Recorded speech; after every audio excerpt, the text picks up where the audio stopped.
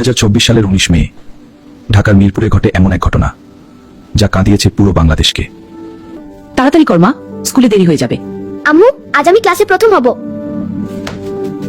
পাশের ফ্ল্যাটের ভাড়াটিয়া সোহেল রানা। বাইরে স্বাভাবিকগুলো মানুষ মনে হলেও রামিসা, এদিকে আসো, তোমার জন্য চকলেট রেখেছি। সত্যি আঙ্কেল? সরল বিশ্বাসে ছোট্ট রামিসা সেই ফ্ল্যাটের ভিতরে ঢুকে পড়ে। রামিসা, এদিকে আসো, তোমার জন্য চকলেট রেখেছি। সত্যি আঙ্কেল? সে জানতো না সামনে অপেক্ষা করছে ভয়ঙ্কর কিছু। রামিসা, মা কোথায় গেলি? এতক্ষণ তো হওয়ার কথা না। দরজার সামনে মেয়ের জুতা দেখে মায়ের বুক হঠাৎ কেঁপে ওঠে, তার মনে ভয় ঢুকে যায়। দরজা খুলেন, আমার মেয়েটা ভিতরে আছে। দরজা খুলেন, আমার মেয়েটা ভিতরে আছে, দয়া করে দরজা খুলেন। বাইরে মায়ের চিৎকার শুনে আতঙ্কে কাঁপতে থাকে ঘাতক। তারপর সে নেয় আরো ভয়ঙ্কর সিদ্ধান্ত। দরজা ভাঙেন, নিশ্চয়ই ভিতরে কিছু হয়েছে। এতক্ষণ দরজা খুলছে না কেন? কিছু একটা হয়েছে ভিতরে, এখনই ভাঙো। বাইরে মানুষের চিৎকার বাড়তেই থাকে, আর ভিতরে আতঙ্কে নিজের অপরাধ লুকানোর চেষ্টা করতে থাকে ঘাতক।